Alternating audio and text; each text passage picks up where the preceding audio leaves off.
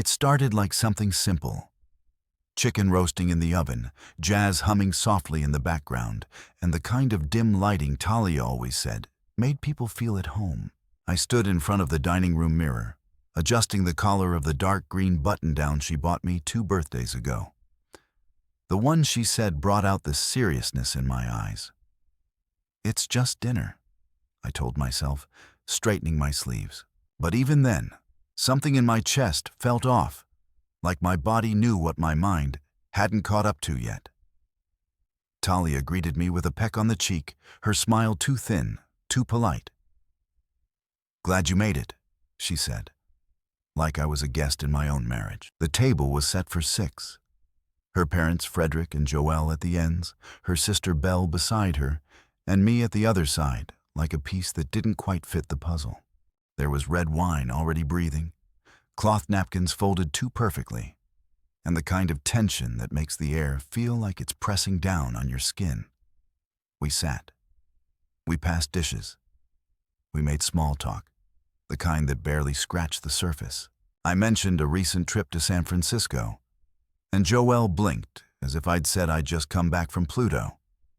Belle scrolled on her phone between bites. And Frederick, he kept eyeing me like I'd left fingerprints on something sacred. Then it happened so fast and yet so deliberate, like they'd rehearsed it. Frederick put his fork down, wiped his mouth with a napkin, and stood.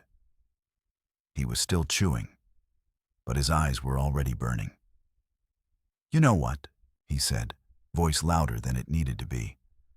"I'm tired of pretending. You don't belong here." The room froze. I set my fork down quietly. "Excuse me." "You heard me," he snapped, pointing across the table. "You're not one of us. You never were. You're just a lowlife. Uneducated trash who got lucky and tricked my daughter into marrying beneath her." A sharp chill cut through me, colder than any winter I'd ever known. But what made it worse? What made the words stick was the silence that followed. Not a gasp, not a protest, nothing. Joelle didn't even blink. She nodded like she'd been waiting for the cue. "Honestly, Gerald, it's embarrassing. The way you speak, the way you dress, the fact that you still try to act like you fit in our world. Talia should have married better." I turned to my wife, Talia, the woman I built Sunday mornings with, the woman I shared dreams, fears, and a king-sized bed with. I looked at her, hoping, begging for something, anything. But she stared at her plate like she couldn't see the fire in the room. She said nothing, not even a whisper of defense. Her silence wasn't neutral. It was betrayal shaped like indifference. And in that moment, I realized I wasn't part of the family. I was part of a performance. When they'd grown tired of pretending to enjoy, I breathed slowly, gathering every ounce of restraint I had. I could have shouted, could have flipped the table and told them about the contracts I'd closed last quarter, the companies I'd bought out, the staff I employed. I could have shoved numbers and success and Forbes articles down their throats until they choked on their own assumptions. But I didn't. Instead, I adjusted my collar, stood to my full height, and looked each of them in the eye. My heart pounded, not from rage, but from clarity. I wasn't just being kicked out of a dinner. I was being released from a cage I hadn't realized I was in. I turned to Talia one last time. "You're really not going to say anything?" She opened her mouth, then closed it. Her eyes dropped. Silence again. So, I gave them the simplest word in the world, the one that said everything I didn't need to explain. "Okay." And just like that, I walked out. No final toast, no dramatic monologue, just the sound of my shoes on their polished hardwood floor. My breath steady, my steps sure. I didn't take my coat. I didn't take my pride because they hadn't broken it. The night air outside greeted me like an old friend. Cool, honest, unpretentious. I got into my car and drove in silence. letting the quiet wrap around me like armor. What they didn't know, what none of them even bothered to ask, was that I had options. Power, money, influence. They thought I was a charity case with a clean haircut. They didn't know I earned $45 million last fiscal year. Not inherited, not gifted, built, engineered. Every cent etched from years of sleepless nights and risks they wouldn't even know how to spell. But I didn't need to prove that to them, because anyone who could look you in the eye and strip you of dignity without blinking didn't deserve the truth anyway. By the time I got home, my real home, the one I bought, furnished, and paid taxes on, I didn't feel broken. I felt free. They thought they served me humiliation on a silver platter. But what they really handed me was a blank slate, and I was about to draw something they'd never be invited to see. By morning, I was in Florida, not just passing through, not running or retreating, but exactly where I had planned to be before last night's performance, masquerading as a dinner. The road had been long, but I made the drive in one stretch. No music, no podcasts. Just the hum of the engine and the thoughts tumbling through my head like dominoes. When the gates to my beachfront home opened, that hum quieted. The world outside didn't matter here. This place was mine. 5 bedrooms, minimalist design, all white stone and glass with clean lines and panoramic windows that let the Atlantic in like an old friend. I bought it outright. No mortgage, no co-signers, just me. A wire transfer and the kind of balance you don't talk about over dinner with people who assume your worth begins and ends with the name on your college diploma. I stepped inside and closed the door behind me, sealing off the noise from everything that came before. Dropped my bag in the entryway, kicked off my shoes, and for the first time in a long time, I breathed deeply, fully. The air smelled like salt and sunshine, like the kind of peace you earn, not find. I walked barefoot across polished wood floors and headed straight for the back deck where the ocean waited like it always did, patient and endless. I poured a cup of coffee, black, strong, hot, and sat in the teak chair that faced the horizon. From here, the sky looked wider, like it was making space for something new. My phone buzzed, but I didn't reach for it. I didn't need to. I already knew who it was. Miles, my assistant, punctual to a fault. Instead, I sipped and listened to the waves. They didn't ask me to explain myself. They didn't demand degrees or pedigrees. They didn't insult me at dinner tables dressed in judgment. They whispered what my wife never did. You made it on your own, and no one can take that from you. Eventually, I did pick up the phone because the world I built doesn't slow down just because people showed me their true colors. "Morning, Miles," I said, voice steady. "Boss, welcome back. First off, the Dubai investor wants to meet Friday instead of next Tuesday. He's trying to expedite the deal." "Good. Move him to the afternoon slot. I want time to breathe." "Understood. You've also got the press preview for the FinTech rollout on Thursday. Morning coverage and the exclusive with Tech Insider." I nodded, already shifting into the headspace space that felt like home. Rafi confirmed the Miami rental acquisition signed this morning. We now own 72 units across 3 buildings. Construction finishes in 10 weeks. I allowed myself a slow grin. Perfect. Miles paused. "Also, your attorney followed up on the paperwork and the prenup. He said to let you know you're untouchable." That part made me chuckle. Not out of pride, out of clarity. Talia's family thought I came to them with open palms. What they never realized was that I had built an empire they'd never be able to understand, let alone touch. I didn't leave that dinner empty-handed. I walked out with everything that mattered: dignity, freedom, control, and the law. It had my back. I ended the call and leaned back, letting the sun warm my face. The deck overlooked a private slice of sand most people only saw in travel brochures. It stretched out like a promise I kept to myself. Every palm tree, every stone tile, every grain of wood in this place was mine. Designed, paid for, protected. I wasn't some lucky guy who stumbled into wealth. I was a builder. And I built quietly. I built while they were laughing, while they were dismissing me, while they were bragging about inheritance checks and old money that taught them nothing about earning. I finished my coffee and walked through the house, past the abstract art. I actually understood the books I read twice. The kitchen where I made every meal with my own hands. No staff, no chef, just me and my peace. I wasn't healing. I had already healed. I was simply removing the last traces of noise from a life that was already too full to make room for people who never cared to understand it.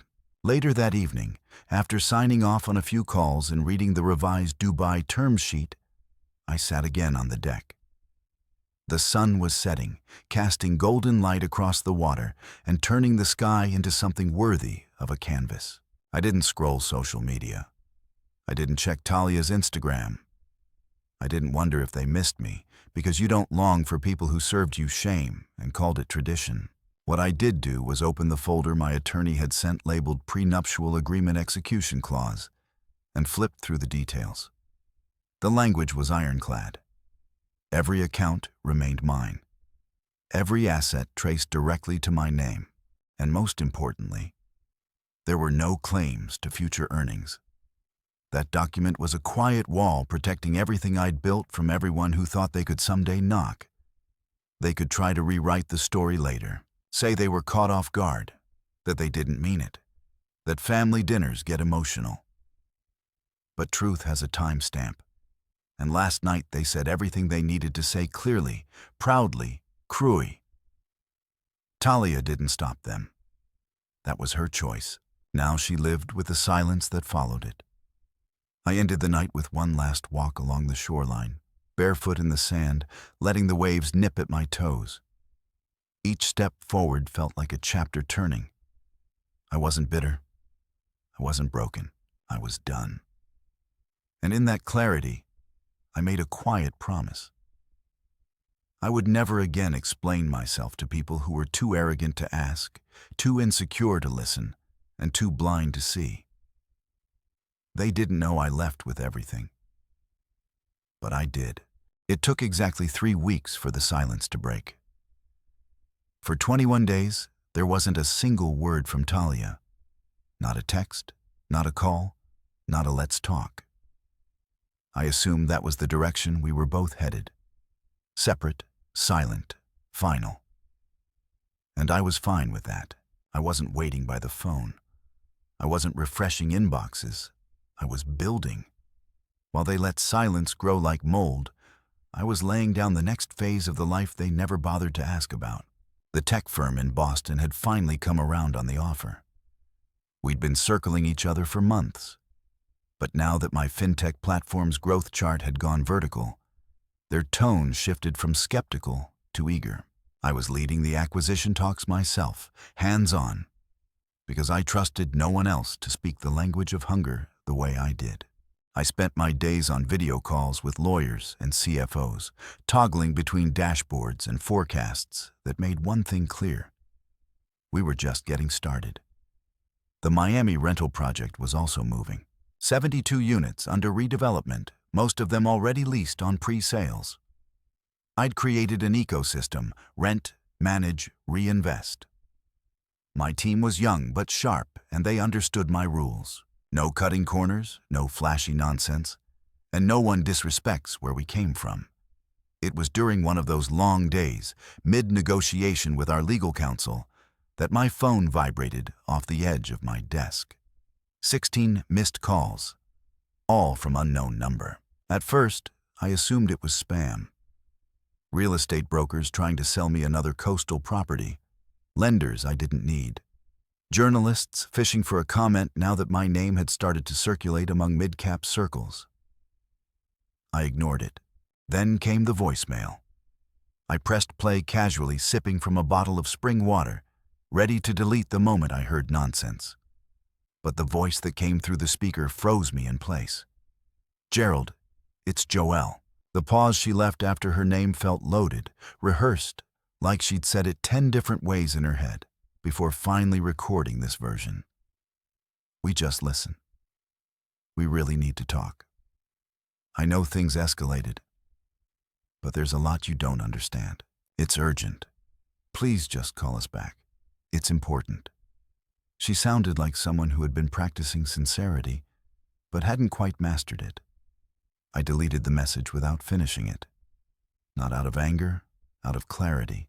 Joel, the woman who called me trash with wine in her hand and smirks at the ready, now wanted my attention. The same Joel who couldn't look me in the eye unless it was to cut me down. I leaned back in my chair and laughed. Not bitterly, not loudly, just a short, real laugh. Because the cycle was so predictable. The moment people realized you're not drowning like they hoped, they pretend they were the ones throwing the life raft. I didn't respond because I was busy. Busy finalizing contracts worth more than their combined net worth. Busy overseeing branding updates for the Miami complex. Busy hiring staff for the support center we were opening in Atlanta to give underrepresented youth a foot in the door into finance. Busy doing the work they never saw, but now suddenly respected. But they weren't done. The calls kept coming. Unknown, blocked voicemails growing more emotional by the day. "Talia has been going through a lot." Joel said in one she hasn't been herself. "Please, if you just let us explain, explain." Where was that urge to explain when Frederick called me a lowlife over dinner? When Talia sat in silence and let the heat sear me, while she poured another glass of Panino when they made their judgment of family activity? Now it was urgent. Now it mattered.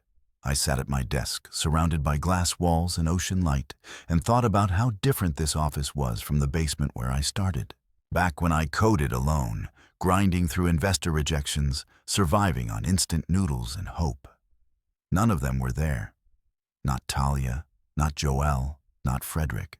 The only thing they'd ever contributed to my journey was a dinner invitation dressed as an ambush. So no, I didn't respond. Instead, I responded to the needs that mattered. My company, my team, my vision. That same day, I approved 2 new hires and pushed forward the Series B planning. I gave Rafi the green light to expand our infrastructure. We were scaling now, not surviving. Every day I ignored their calls was another day I invested in people who respected me. Later that evening, Miles messaged me. "Heard from Tech Tribe. They want to feature you in this self-made issue. You in?" I replied with a simple yes. Let's show them what silence looks like when it builds instead of begs. Still, part of me understood what was happening. The panic, the sudden sweetness, the attempts to reach out. It wasn't about guilt. It wasn't about missing me. It was about realization that they'd miscalculated that the man they dismissed without hesitation was the same man now being pursued by magazines, venture capitalists, and global investors. And they want it back in. But here's the thing. People don't get to mock your roots and then ask for shade when the tree finally grows. The next morning, while sipping coffee by the water, my phone buzzed again. This time, a text from a new number. "Please, for Talia's sake, just let us talk.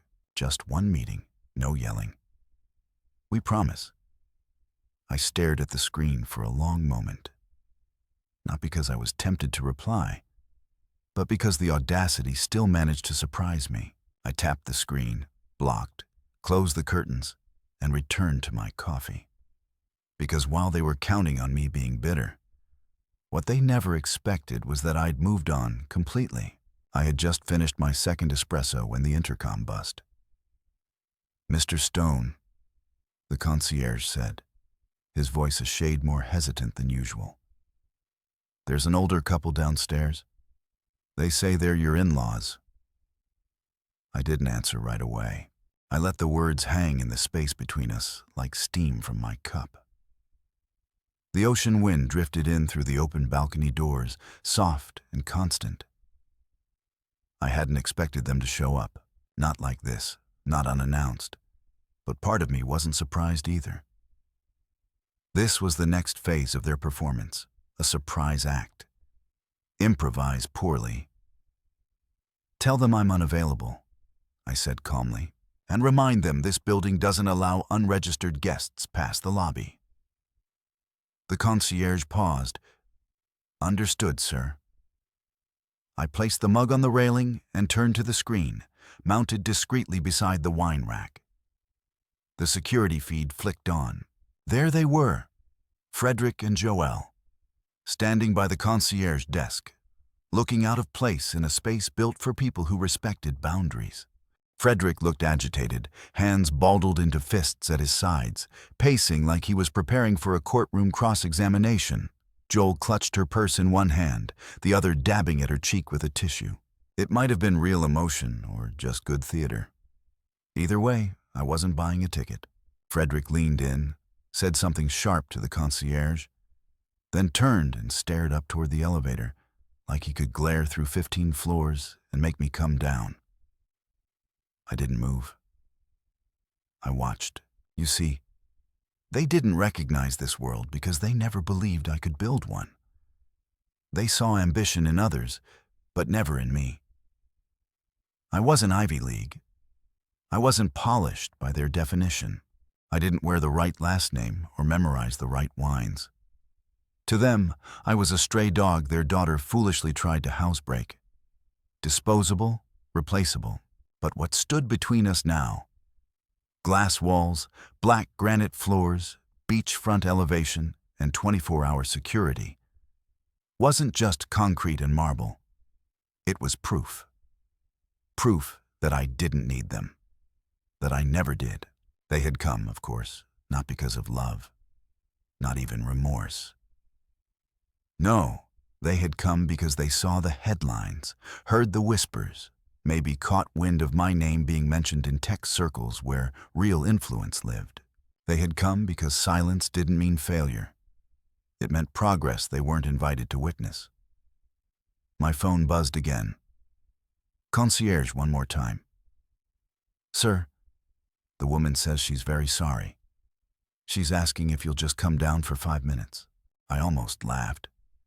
Joelle hadn't blinked when she called me a stain on the family image. Now she wanted 5 minutes. That's the problem with people like her.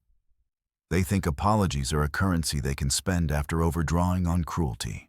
"Let them know this is a residential tower, not a revolving door," I replied.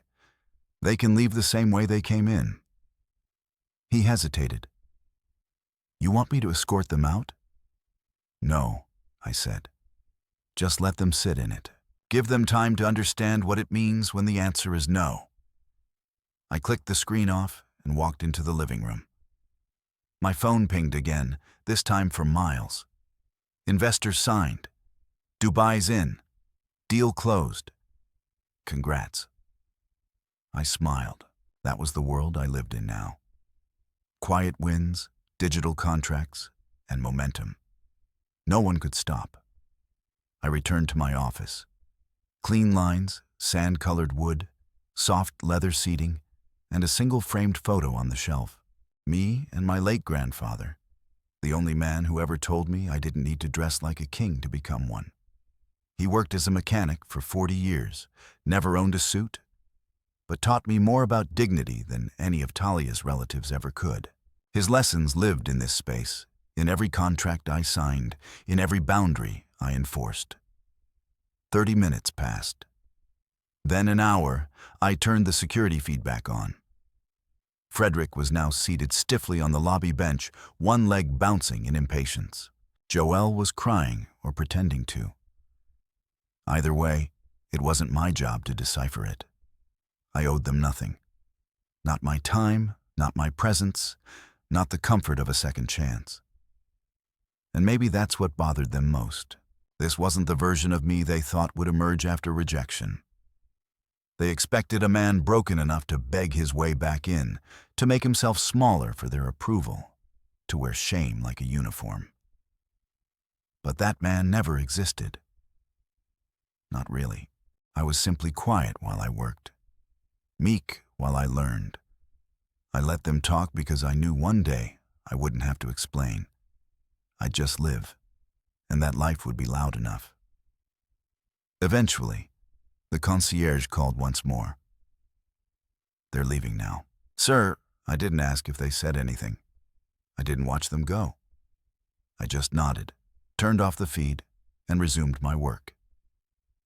Because when you're building something that lasts, you don't stop for the people who never showed up when it mattered. They had their chance. Now they'd have to sit with the fact that I built a world they didn't believe in, and they would never be part of it. Talia called just after sunset. I was standing barefoot on the deck, a glass of cold water in hand, watching the last streaks of gold burn out over the horizon.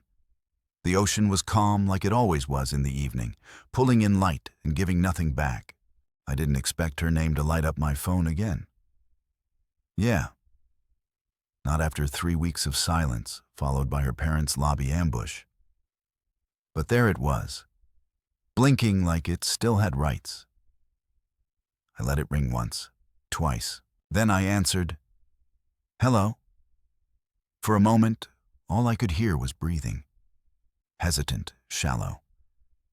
Then her voice, softer than I remembered, like she thought gentleness might serve as an apology. I didn't know they were going to say that to you. I didn't speak. Not yet.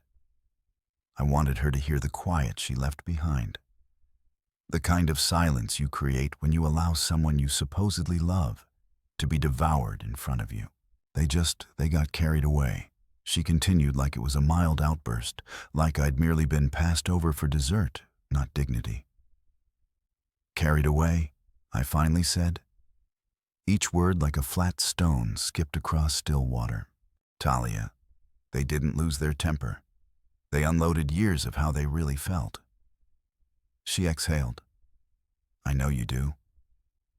Yes. Another beat of silence.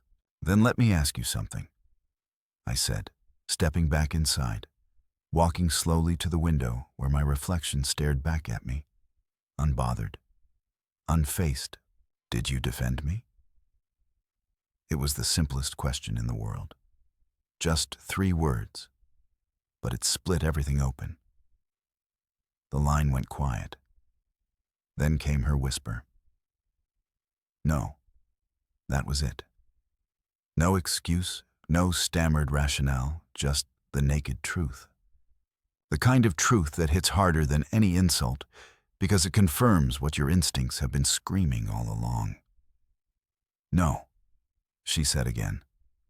I froze. I didn't know what to say. You didn't have to know what to say, Talia. You just had to choose me. I know. I leaned against the wall, letting the cool air brush against my skin. I closed my eyes for a second, remembering her hand and mine at our wedding. How tightly she held it. How her voice shook when she said, I do. I thought we were a team. I thought even when the world turned sharp, we'd shield each other. But she let me stand there alone. You can't unsee that.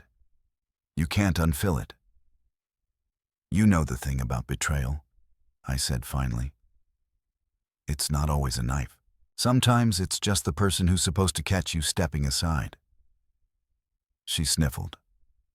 I've been replaying it over and over in my head. I was so ashamed. I didn't know how to call you after. And when my parents came to see you, I thought maybe, no. My voice hardened. Don't let yourself off the hook by acting like their visit was for me.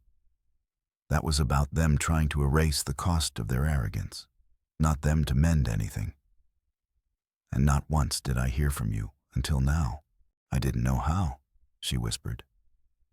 You picked silence, I said. And silence during betrayal is just as loud as the betrayal itself. I never wanted it to go like this. But it did. I walked to the bar cart, poured myself a splash of whiskey. Neat, not because I needed it, but because I wanted to mark this moment, the death of an illusion. The moment I stopped pretending the woman I married was still beside me. Talia, I said more gently now, you don't lose a good man. You erase him, and then you wonder why your world suddenly goes quiet. She didn't respond, because what do you say to that? What do you say when you realize you let a fire die and only now miss the warmth? I wasn't asking for a war, I continued. I was asking for one word, one sentence, a look, something that said, he's mine and you won't disrespect him in front of me. But instead, I got silence. And that silence said everything. She sniffled again, but I didn't move. I didn't comfort. That wasn't my job anymore. I still love you, she said. I didn't answer because I knew love wasn't the issue. Loyalty was. You can love someone and still abandon them. You can love someone and still be the reason they never look at you the same again. I hope you find peace, I said finally. Her breath caught. Is this goodbye? I don't think it needs a name, I said. It's just clarity. And I hung up. I stood there for a long moment. The glass warm in my hand, the sea stretching out beyond the windows like something infinite. I didn't feel anger. I didn't feel sadness. I felt weightless, like I had finally stopped dragging around the version of her I kept trying to make fit the reality in front of me. That night, I didn't check my phone again. I didn't write about it in a journal or listen to sad music or look through old photos. I closed the windows, turned off the lights, and slept alone. But not lonely because I'd finally told the truth out loud. And the truth was simple. She let it happen, and I would never let that happen to me again. The celebration wasn't loud. That's never been my style. No flashy champagne towers, no influencers snapping photos to prove they were in the room. Just my team, tight-knit, driven, and loyal. We gathered at my Miami penthouse, the second one I bought this year. This one with floor toe-siling windows facing the marina and a rooftop garden I designed myself. Soft jazz played in the background. The lights were low. The air smelled faintly of wood smoke, and citrus and laughter echoed from the terrace where we toasted to the kind of wind that doesn't come with confetti, but with weight. 12 million, Rafi said, holding up his glass. Seed round closed. Valuation tripled, and the board didn't blink. They know what we're building. He turned toward me with that half smile he always gave when he was proud. To the man they underestimated, everyone raised their glasses. To Gerald, the clink of crystal followed. I nodded, said, "Thank you." But inside, I was somewhere else. I wasn't thinking about term sheets or market shares. I wasn't basking in the numbers. I was thinking about how not long ago I was being told straight to my face that I didn't belong, that I was unworthy of the very success now being toasted by people who knew what it cost to build from nothing. I didn't bring up Talia or her parents. Not here. Not now. Not because I'd forgotten. Because they no longer earned the space. Their words, their judgments, their absence, they weren't fuel anymore. Just history. A chapter closed, sealed, and boxed away on a shelf I'd never revisit. Later that night, after everyone had left, I sat by the pool on the rooftop. The city stretched out in twinkles beneath me, the water still, a mirror to my new life. I opened my phone and scrolled through the unread voicemails. Another one from Joelle. This one had a subject line in the transcription, an apology and request. I tapped play. "Gerald, this is Joelle again. I know you're probably tired of hearing from me. But I wanted to say I'm sorry truly for the things I said, for the way I treated you. I was wrong. A pause. We've had time to think, and we miss you. Talia misses you. Frederick does too, though he won't say it out loud. We never meant to hurt you. We didn't understand you. Not the way we should have. Then the shift.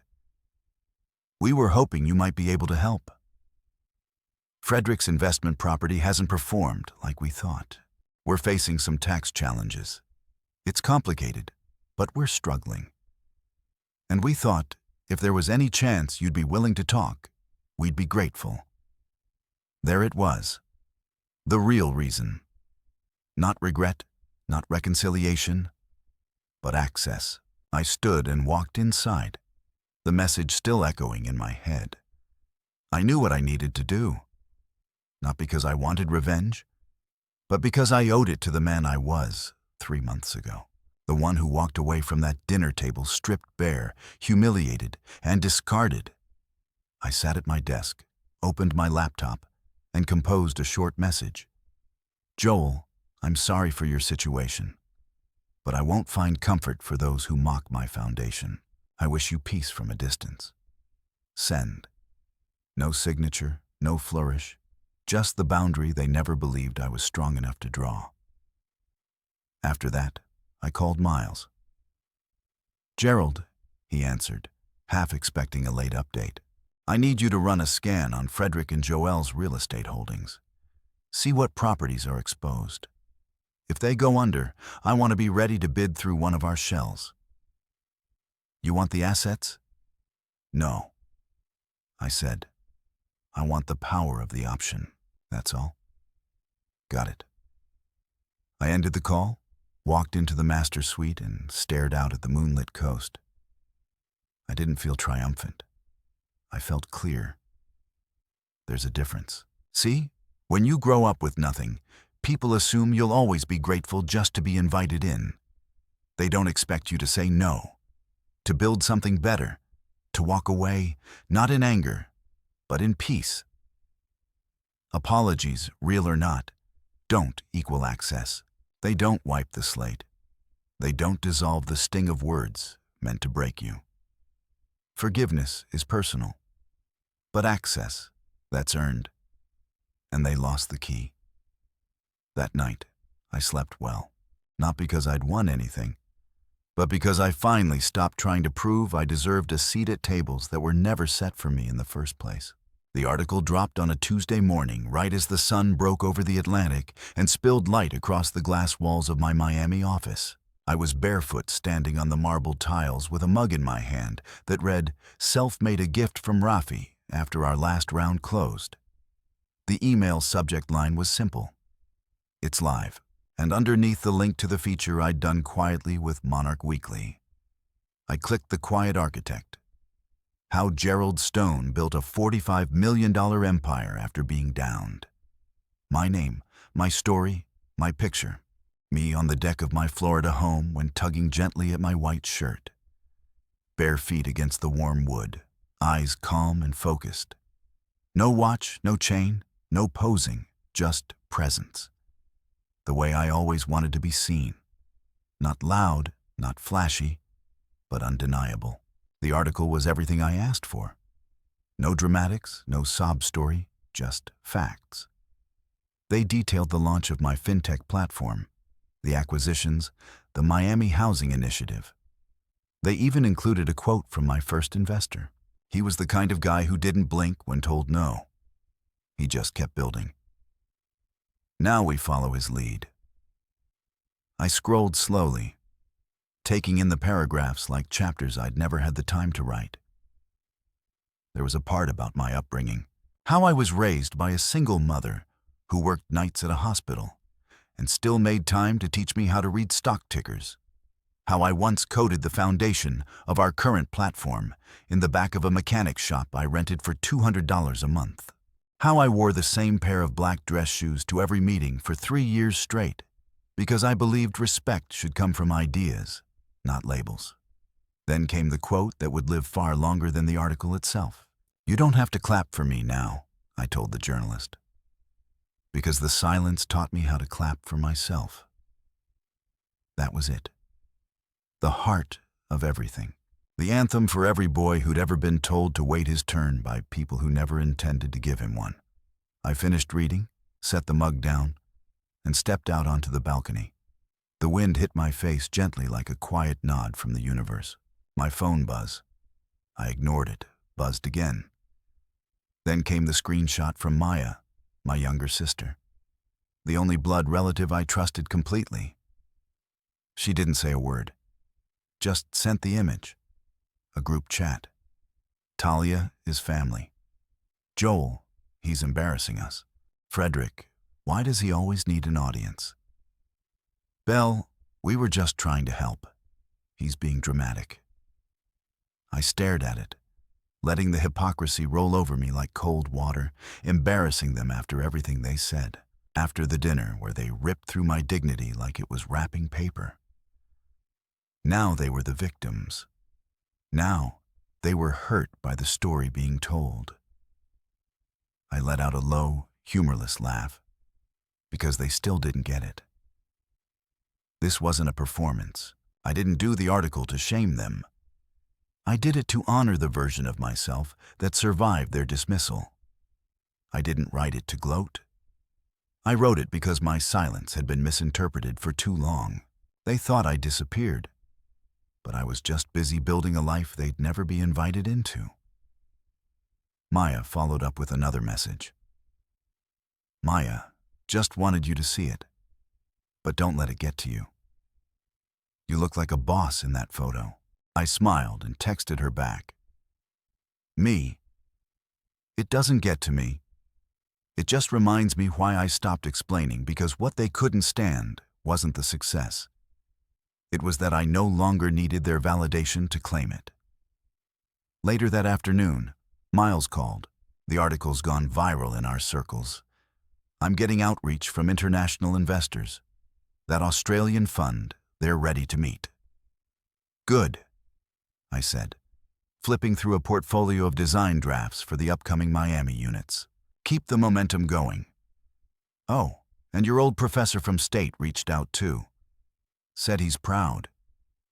I paused, surprised. Professor Garrison? Yep.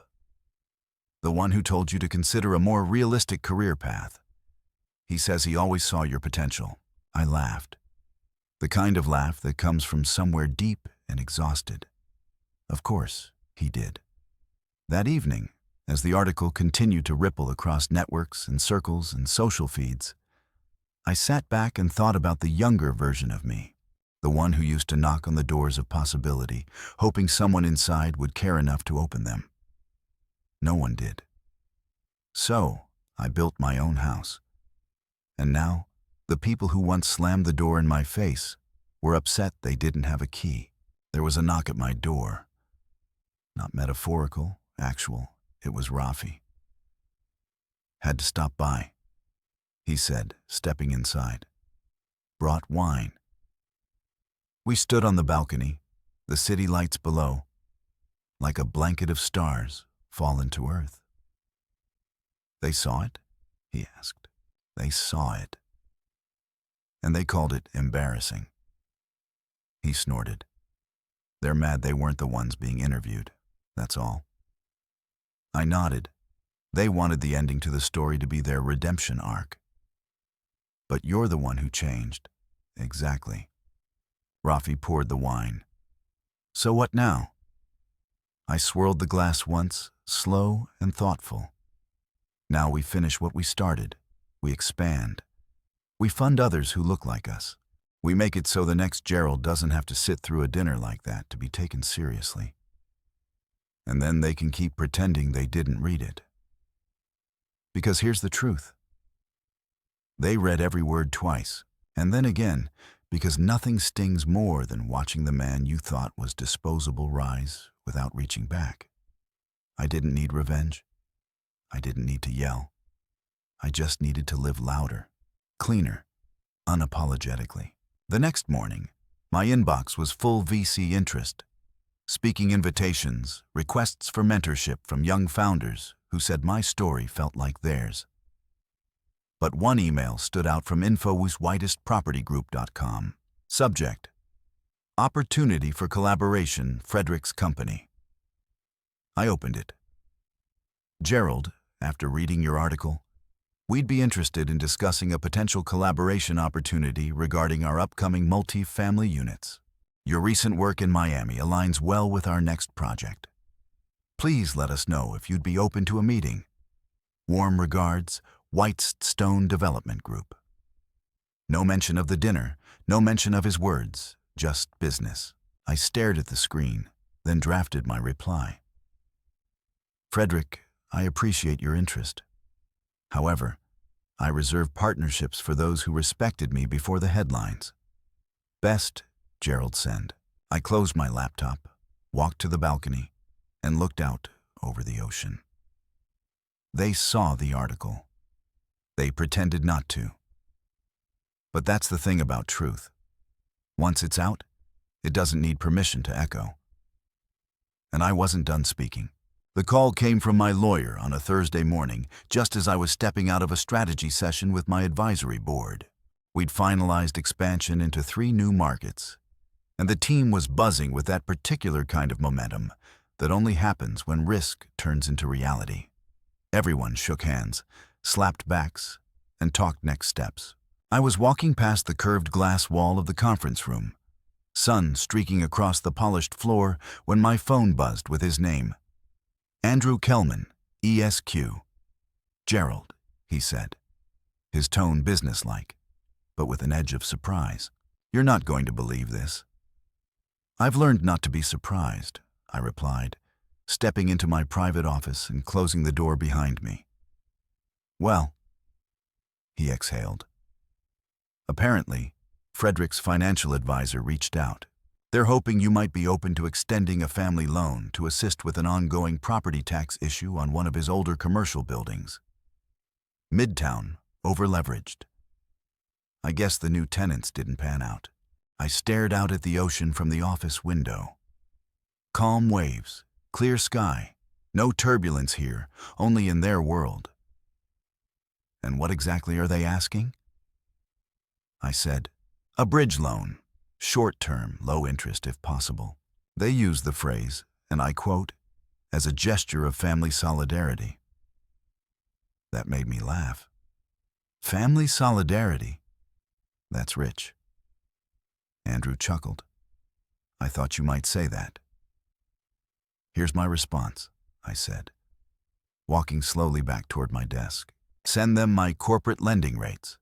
No adjustments, no favors, no shortcuts, business only. Exactly. There was a pause on the line, like he was weighing whether to ask the next question. You sure about that? You don't want to use this as leverage? I shook my head. No leverage, just distance. This isn't a chess match. It's a lesson. And I'm not in the business of giving discounts to people who disrespected the architect of the foundation they now want to stand on. He let out a slow breath. Understood. I'll forward the terms. I ended the call and sat for a moment, fingers interlocked, elbows resting on the edge of my desk. I wasn't angry, not even mildly irritated. I was just steady, like someone who finally understood that forgiveness is not the same thing as access. I could wish them peace from afar. I could even let go of the wound. But I didn't owe them proximity. I didn't owe them the privilege of re-entering a world they tried to laugh me out of. They taught me boundaries. Now they'd get to live with them. I sent a quick message to Miles. Me, Frederick's team reached out. One alone, I gave Andrew the green light to respond with our official lending terms. No variation. Miles, copy that. The audacity never ends. Me, it ends where the contract starts. I leaned back and exhaled. The kind of exhale that comes when the wind is finally at your back, not in your face. Everything I'd built, every sleepless night, every rejection, every skipped vacation, every moment I chose growth over comfort. It had brought me here, and they wanted to walk through a door they once tried to bar me from. I was done handing out keys. That evening, I made myself dinner. Grilled salmon, sautéed asparagus, quinoa, and a glass of Cabernet from a vineyard I invested in last fall. No chef, no staff, just me. And the kind of peace you don't find, you earn. I ate outside on the terrace, the breeze brushing past me like a whisper of gratitude. When the meal was done, I sat back and looked out over the darkening water.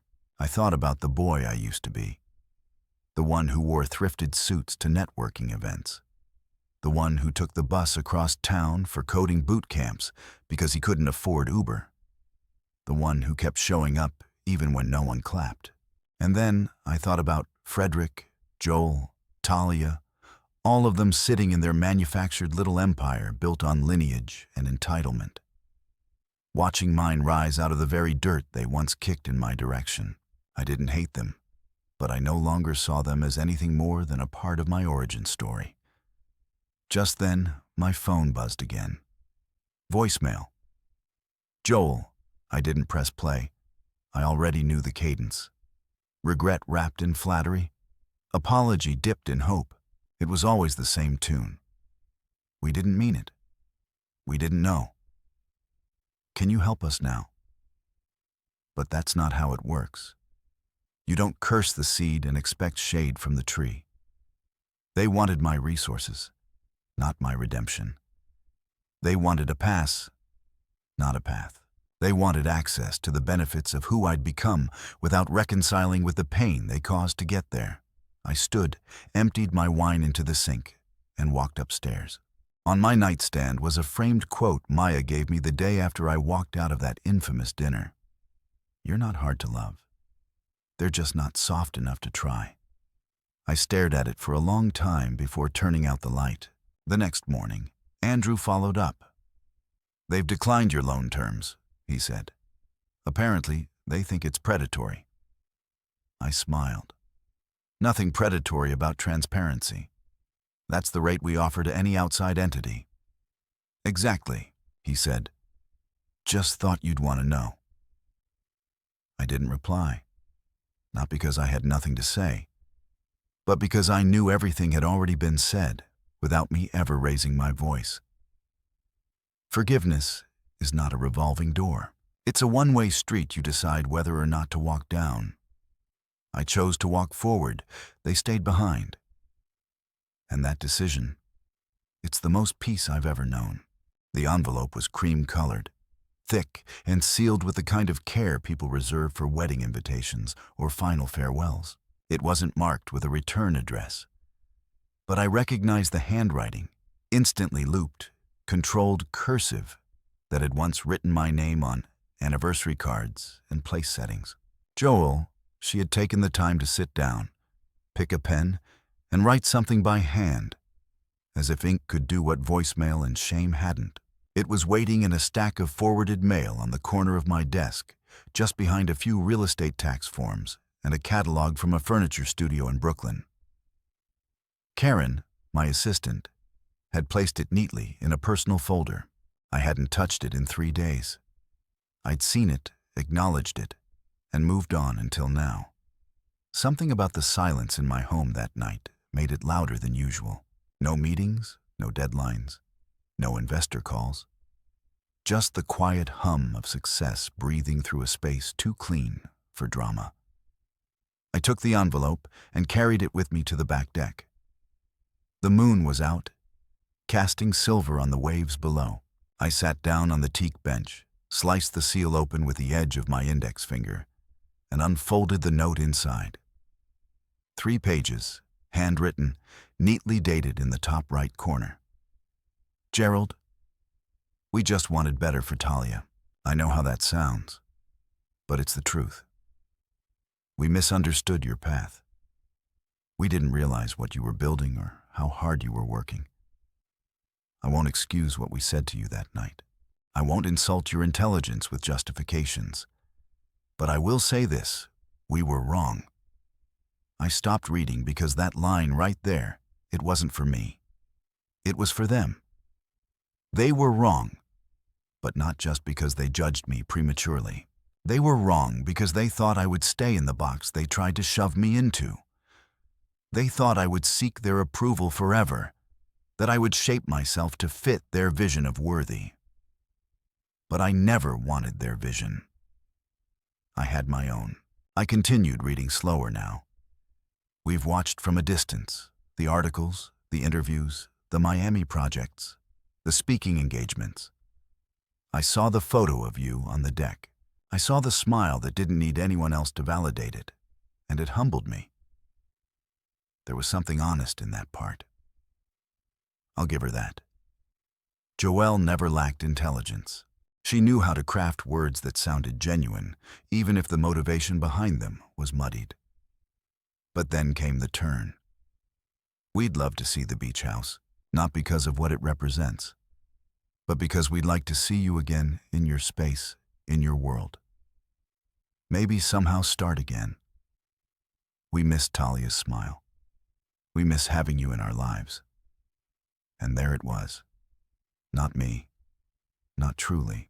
The house, the view, the proximity to something they no longer controlled. It wasn't affection. It was curiosity, not apology. Just strategic nostalgia. They didn't want me. They wanted proof they still had a path back into the orbit of my success, that they could slide back in through the side door, soften the past with pleasantries, and be seen beside me long enough to look gracious by association. I folded the letter once neatly. Then I stood. I walked back inside, placed the letter on my office shredder, and fed the first page through. I watched the blades tear through the cursive without hesitation. Second page gone, third page gone. There was something freeing about it. No drama, no resentment, just closure in motion. Then I picked up my phone. "Karen," I said when she answered. "Yes, Mr. Stone." "Let's schedule the Forbes follow-up shoot." "Of course. Same location as last time." "Here," I said, "but I want a minimalist coastal vibe this time. Morning light, clean lines, nothing performative, just presence. I'll get them here by next Tuesday." "Perfect." I ended the call and stood in the silence for a moment, in the quiet hum of an empire that didn't need anyone's applause to stand tall. They wanted to see the house, but if they wanted to see me, they could see me from the magazine rack at Whole Foods. The next morning, the media team arrived just after sunrise. The photographer, a woman named Emery I'd worked with before, adjusted her lenses as the sun climbed the horizon. I stood barefoot on the stone steps outside the back doors, dressed in a soft gray sweater and navy slacks. No tie, no props, just me as I was. "This shot," she said. "It says everything. The light, the stillness, the strength." "Good," I said. "Let it speak louder than I ever did." The article came out a week later. This one wasn't about numbers or deals. It was about what came after the silence. About what it looked like to be unbothered, not bitter, healed, not hardened. There was a quote they pulled from my off-camera conversation with Emery that I hadn't even realized they were recording. "Success isn't revenge. It's refusing to live small just because someone else handed you a shallow opinion." That one stuck. The phone didn't stop buzzing for days. Requests, DMs, emails, students from my old neighborhood, messages from people I'd never met, but who saw themselves in the arc of my story. But the only people who didn't reach out again. Talia, Joel, Frederick, they went quiet. Not because they finally understood the damage, but because they realized the gate they'd once guarded no longer led to me. I built something else, farther, higher, and out of reach. The final letter came 6 months to the day after I walked out of that dinner. This time it wasn't sent. No gold foil on the edges, no attempts at charm. Just plain white paper in a nondescript envelope folded with the kind of weight that let me know it wasn't sent on impulse. It had been written, slowly measured. The kind of letter you write when you finally accepted what's already gone. It arrived on a Friday morning, dropped off by a private courier. No return address again, but this time I didn't need to check the handwriting. It wasn't Joel's, it was Talia's. I didn't open it right away. I placed it on the marble kitchen island beside a bowl of ripe oranges, poured myself a cup of coffee, and stepped onto the deck as the tide rolled in just past the dunes. The breeze was different that morning, softer, more forgiving. It carried no echoes from that night. No ghost of the word low life. No sting of being told I was unworthy. Just wind and peace. When I came back inside, I picked up the letter and sat down in the armchair facing the sea.